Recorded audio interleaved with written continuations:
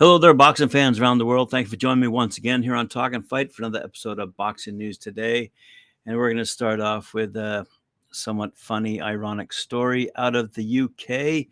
TNT Sports, which were broadcasting the Terence Crawford event, taking on Errol Spence on the weekend. It seems like they had a bit of a mishap, just like I just had a bit of a mishap with the graphics on the TV showing. Anyway, boxing fans across the UK noticed it pretty quickly. Crawford's name was misspelt, and also then had Crawford fighting Joe Joyce, and then had Joe Joyce fighting Daniel Dubois, also featured in the incorrect card. So it's a pretty funny story that was reported out of the UK by The Sun, a very reputable source. Anyway.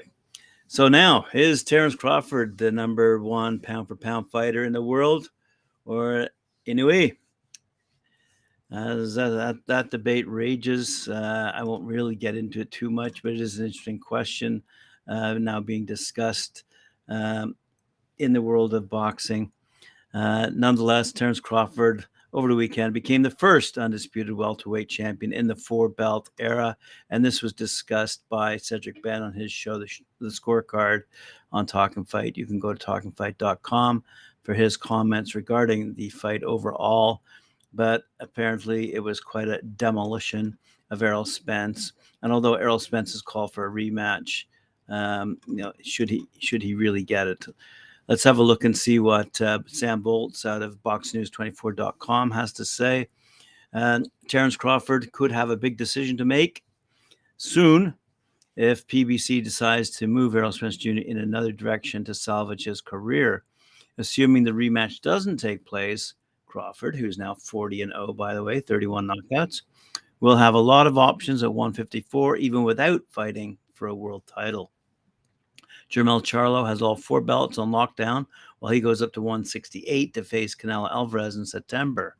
That's where he's talked about heading, and that's the best place to go because the 147-pound division has no one left for Crawford to fight other than Jaron Boots Ennis, and I believe he's the IBF mandatory. Anyway, there would be a lot of interest from boxing fans in a Crawford versus Ennis fight, but it wouldn't be a mega fight. If Crawford moves up to junior middleweight, he'd have these fighters as potential opponents for his next fight. Tim Tszyu, Josh Kelly, Brian Mendoza, Sebastian Fundora, Jesus Ramos, Liam Smith, Israel Majimov, Bakram Murtazayev, and Erickson Lubin. Spence, who's now 28-1, 22 knockouts, using the rematch clause would be an act that would ruin his career. And you got to believe the PBC will attempt to save Errol from himself. Spence's pride is hurt, and he wants a chance for revenge against Crawford, but his management will likely talk him out of it because he's met his match and can't win. So is Boots ready? Let's have a look here what Alan Fox has to say, also on BoxingNews24.com. Alan says, Jaron Boots Ennis is now the undisputed welterweight champion. Terence is, let's have a quick reread here. Jaron Boots Ennis is now the undisputed welterweight champion, Terence Crawford's IBF mandatory challenger. Wow, that's a confusing sentence. If Crawford chooses to keep his IBF 147-pound title after his likely rematch against Errol Spence, so now you got two different opinions right there, in December at 154, he's going to need to face unbeaten Boots Ennis, who's 31-0, by the way, 28 knockouts. If Crawford chooses to vacate all his welterweight titles to move up to 154, he can change the trajectory of the dangerous career-wrecking asteroid like Boots Ennis, who's on a collision course to slam into him. So will Crawford vacate his titles? By vacating the IBF belt, Crawford can safely navigate around the dangerous threat that Boots poses to him. Crawford didn't reveal what his future plans are last Saturday after scoring a ninth-round technical knockout win over IBF, WBA, and WBC welterweight champ Spence in their undisputed championship over the T-Mobile Arena in Las Vegas. After the fight, Crawford said it was up to Spence if he wanted a rematch. If so, the two will possibly meet in December. as part of the rematch clause in the contract for their fight held last Saturday. I bet that will be delayed. Anyway, here's an interesting headline coming out of World Boxing News. Errol Spence Jr. accused of cashing out on injury in one-sided loss. Errol Spence Jr. faces questions over the severity of an eye injury after being completely demoralized by Terence Crawford in their first fight. The truth lost to the point where his ability to compete in a rematch is seriously debated. Spence suffered a massive injuries from 2 car crashes, including a detached retina from 2019, during which he fought just twice in 4 years. Now, after being dominated by Crawford in Las Vegas, not putting up much of a fight, Spence's previous ailments are coming under scrutiny. Some on social media believe Spence cashed out on his eye by making sure the Crawford fight was done now before his sight got any worse. The eye is primarily a concern. It sometimes looked as if Spence didn't see the punches coming from Crawford. At times, Crawford deliberately targeted the eye, leaving further fears over Spence's ability to see correctly for the rest of his life. Not to take anything away from Crawford's win, but it sometimes looked as if Bud was fighting a much weaker opponent than the undefeated 3-belt welterweight champion of the world. Discussing his injury with Brian Custer in 2021, it sounded like Spence was lucky to be able to continue his boxing career at all. I don't know. I had a retina tear, but I do remember when it happened. When the guy hit me, it felt like I heard a little pop. Then I went into the corner like, man, my eye or whatever. They looked at my eye. Then I actually came back out there and sparred like 4 or 5 more rounds. 2 days later, I had sparred again. And a mission that he may not be able to see out of his eye has been highlighted in the aftermath. Anyway, that is a big struggle for him. Now, based on the numbers, will we see a rematch? Is it worth it? So I had a quick look around the internet to see if I could find any pay-per-view numbers. And boy, was I disappointed, as I'm sure you are as well, to hear this. The pay-per-view numbers, it seems, for the Spence-Crawford tilt was a whopping 700,000. I might have put in there merely 700,000. And although that generated close to $50 million US, pretty decent numbers indeed, it's not exactly what they were expecting as the championship fight that it was supposed to be. For example, Gervonta Davis, when he battled Ryan Garcia, achieved 1.2 million pay-per-view buys. Benavidez, when he fought Plant, had over 150,000 pay-per-view buys, and Canelo versus Plant, 750,000. So just comparing those numbers, and a lot of people have said online as well, very reputable writers have said, there just wasn't that much animosity between Crawford and Spence to begin with in order to generate that excitement that's really required to get the kind of numbers that Pacquiao and Mayweather, for example, delivered in their heyday. Just for example, and by comparison, during the press conference, Davis and Garcia generated 5.6 million views. Spence and Crawford, 1.8 million views. If you go down the list, Benavidez and Plant, 500,000, and Canelo versus Plant, 2.8 million. So, you take a look at the numbers and you have to wonder whether promoters themselves are, okay, $50 million is nothing to sneeze at, but the numbers themselves don't exactly suggest to me that a rematch is in the works. And I think you're probably going to see Ennis Boots and Crawford fight next, in my humble opinion.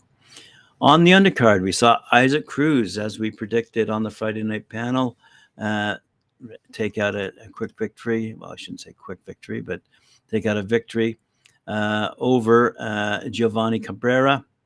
Pitbull is now 25-2-1, 17 knockouts. And it was a split decision, quite frankly. But he emerged victorious over the 21-1 Cabrera. And that was for the WBC and WBA lightweight title eliminator. Cruz, who was deducted a point in round 8 due to headbutts, won the bout with scores of 115, 112, 114, 113, with one judge scoring the action 114, 113 for Cabrera. So a decent fight for Pitbull, and a heck of a fight overall. But interesting to see that who he's going to fight next. I won't linger very much longer on the undercard, but I will mention that because we discussed this on the panel on Friday night, bantamweight Alejandro Santiago, 28-3-5, hammered out a 12-round unanimous decision over future Hall of Famer Nonito Donaire, who we all picked to win. So it shows how much we know. He's 42-8, by the way, 28 knockouts. To claim, Santiago claimed the vacant WBC bantamweight title formerly held by Inoue on Saturday night at the sold-out T-Mobile Arena. And Senicia Estrada, who we thought would put up a good fight as well, indeed retained her WBC and WBA minimum weight titles, beating a very tough and often effective Leonela Yudica by unanimous scores of 97-93 from all three judges. Estrada, who's now 25-0, did not at all dominate this fight, however, with ESPN's Mark Nagel scoring it 96-94 for her. But the win isn't questionable or anything. She's got a good fight from a good contender in Yudica, who's now 19-2-3 with one knockout, who had more success than pretty much any Estrada opponent to date. You can chalk that up to Estrada, 31, being willing to take more shots than normal because the 34-year-old Yudica is a light hitter, even for the general standards of power punching in women's boxing. But no matter how you slice it, Estrada got tagged clean and way more often than normal.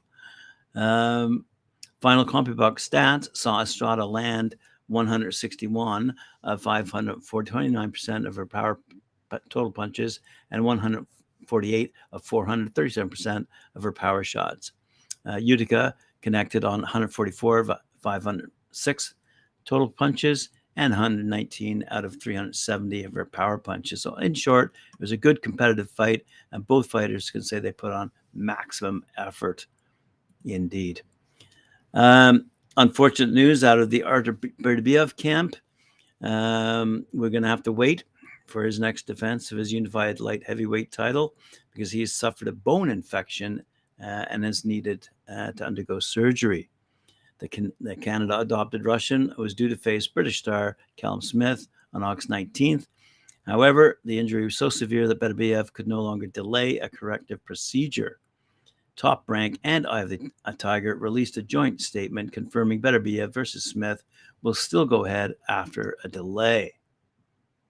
WBC, WBO, IBF light heavyweight world champion Artur Beterbiev's title defense against former super middleweight world champion Callum Smith is delayed, initially scheduled for Saturday, August 19th at the Videotron Center in Quebec City in Canada. It has been postponed due to a bone infection in Beterbiev's jaw. Ouch. He underwent surgery earlier today, that would be Sunday, in Montreal, Canada. He's promoted by Eye of the Tiger and Top Rank in association with Matchroom. Information regarding a rescheduled fight will be announced in due course. Beterbiev, by the way, 19-0, resides in Montreal, Canada, and he's boxing's only world champion with a 100% knockout ratio. And to conclude, how can I not conclude today's episode without a quote from Eddie Hearn? And he's going to talk to us today about heavyweight prospect Johnny Fisher. The Romford Bull, as he's known, his army, the Romford Bull Army, were out in full force as Johnny Fisher vowed to give them something to celebrate in just 2 weeks' time. The popular heavyweight prospect, he's 9-0, 8 knockouts, will bid for his first professional title at the O2 in London on the undercard, on the card of the Anthony Joshua versus Dillian White 2 show, when he fights Dirty Harry Armstrong, 5-1-1, for the Southern Area title. The 24-year-old favorite had a huge following in attendance as he showcased his skills under the watchful eye of trainer Mark Tibbs and promoter Eddie Hearn over at the Orden Gym in Raynham. Fresh from his devastating first-round stoppage win over Emilio Salas at the Ovio Arena in Wembley in May, Fisher is confident he will have his hands raised in victory in a fortnight. It was good to see all the media here and a lot of my friends, family, and supporters as well, said Fisher. I did a few sharp rounds on the pads, which was perfect, as I got a bit of sparring tomorrow. It was a good experience. Yada, yada. Come on, Eddie. Where are you? Matchroom Sport Chairman Eddie Hearn was impressed with Fisher and believes he has a bigger domestic fight on the horizon should he come through a tough test against Armstrong. He said, he looks great. Now it's the serious stuff. Harry Armstrong, who's been slung in the deep end a few times on short notice. He's a very good fighter, and this is actually a very tough fight. It's time for Johnny. He wanted this fight. We told him he could do another little 8-rounder, but he said, no, it's time now. I want a real test. I want 10 rounds. There's a huge amount of pressure doing it at the O2 in front of 18,000 people. It's a sellout crowd on that massive AJ night as well, said Hearn. The place is going to erupt. He's just got to stay calm. But he's had those wounds now where he's walked out in the big shows and had those big experiences. I think he's really there and he's ready. If he comes through this fight, I believe he'll start headlining shows and filling arenas himself. All right, boxing fans, thank you for joining me once again here on Talk and Fight. Appreciate it very much. Remember to like, share, subscribe, hit that notification. Derek James should have stopped the fight, says Boxing Learner. It is what it is. Remember to like, share, subscribe, hit that notification bell. And remember to join me later on. We have several shows lined up today, so take your pick. Go to talkandfight.com, and we'll see you later on. Thanks for joining me. Adios.